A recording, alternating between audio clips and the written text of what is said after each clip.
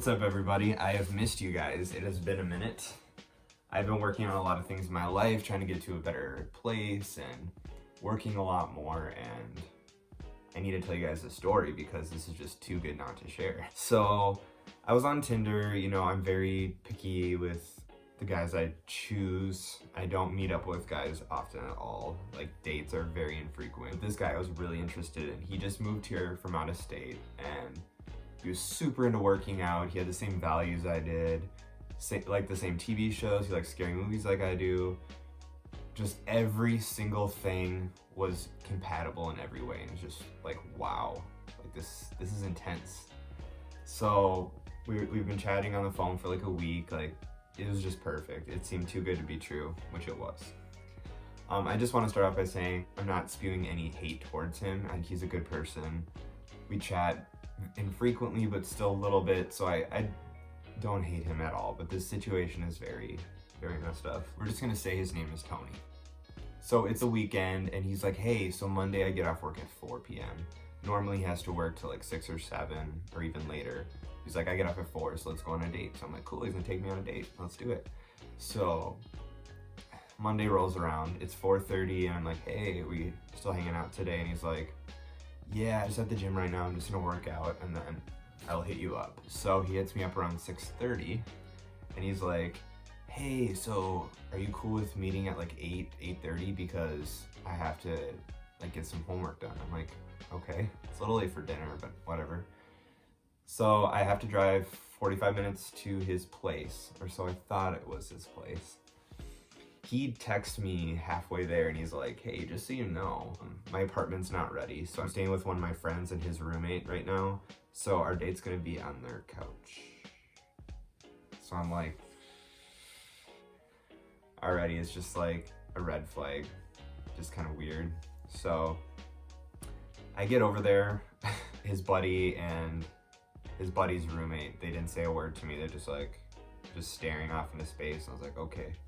So I meet him, we go sit on the couch. It's very awkward because I don't know what I can talk about, what I can't, because there's two other people literally right next to us. We're in the living room here, and their bedrooms are right here, and their doors were open, so it's like awesome privacy. So we're chilling for a while, it's fine. We're watching the show that we both love to watch. And then 9 o'clock rolls around, and I'm like, hey, are we still gonna eat? Because I was starving at this point, because I hadn't eaten since lunch, and I like to eat. And he's like, yeah, there's a McDonald's across the street.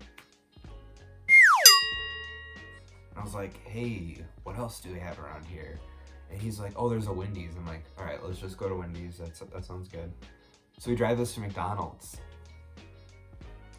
And his driving is, he drives super fast to a stop sign, like speeds, and then slams on his brakes. So I was like going, like jolting back the entire drive. So at this point, I'm like, I don't know what's going on. All my expectations are just different. So we get the food, and then we are driving back to his buddy's place. We park the car, we get out, and he's like, my car fob's gone. And I'm like, what do you mean? He's like, I think I dropped it in the leaves. There was leaves all around, underneath the car, everywhere. It was a mess. I'm holding my McChickens. We're searching around in the leaves, trying to find his fob.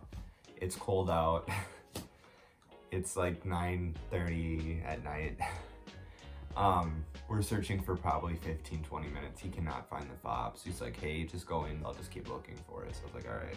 So I went back in his place. His roommates are still staring off like this. So I'm just awkwardly sitting on the couch, eating my food, and I'm looking out the window, and he's just digging in the leaves.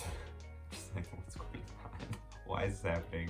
You know, I had very high expectations because of how compatible we were. The sun is coming out. Tony comes back in, and he's like, I need to tell you about my ex. I'm like, romantic. All right. So his ex is very psychotic. His ex has stabbed him. He has scars from his ex stabbing him. He tells me that his ex shows up to his work nearly every day and will either be in the parking lot staring at him, or will come into his work and harass him. In the back of my mind thinking, why haven't you filed a restraining order? That's bizarre. Like, why would you put up with any of that? So at this point, I'm like, I'm definitely probably not gonna see him again. It's just too messed up. There's a lot of stuff going on. I just want to make sure, obviously safety is a priority. So the night progresses, things get a little bit better. We're kissing and cuddling, and he teaches me some Spanish, and I mean, we ended the night on a good note. It was super late at this point, and I wasn't gonna drive 45 minutes home, so I slept on the couch, he slept on the floor, and we went to bed. So in the middle of the night, I'm awoken at like 1:30 a.m. I'm like, what's going on? And he's shaking me, and he's like, there's someone that's shining flashlights in the apartment windows. And my buddy had gone outside and saw that it was my ex, and he saw my ex drive off, so we need to leave immediately. So I'm like, what the hell is going on? So terrifying. So I'm like, hey, maybe we should go to our cars separate so he doesn't think we're together or something, because I don't want to put myself in that situation. And he's like, no, it's fine. He's gone. It's cool.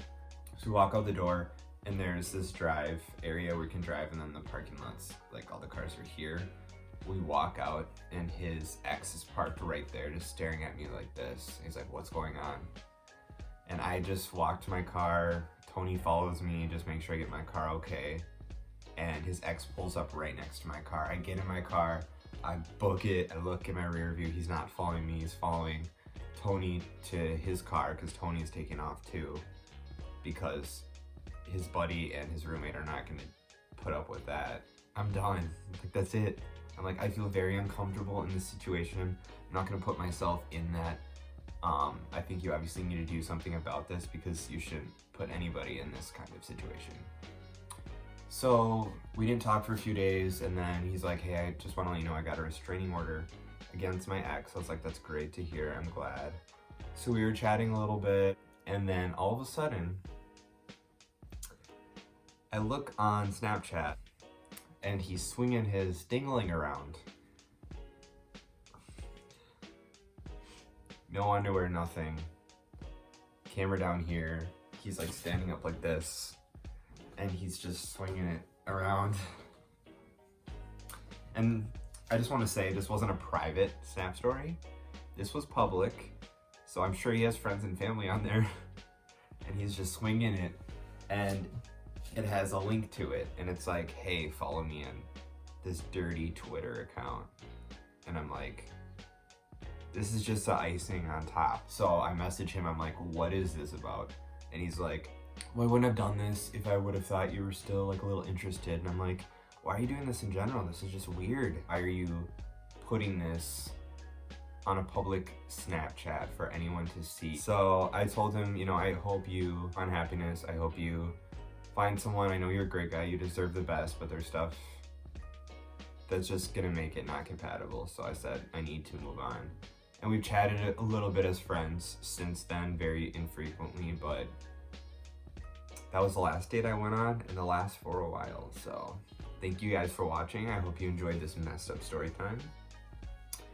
I will be back next week with a vlog to kind of show you guys what I've been up to. Thank you guys. Like, subscribe if you like this, and have a wonderful day. Stay safe and love yourself. And don't swing your dingling in your Snap story, because that's very strange behavior.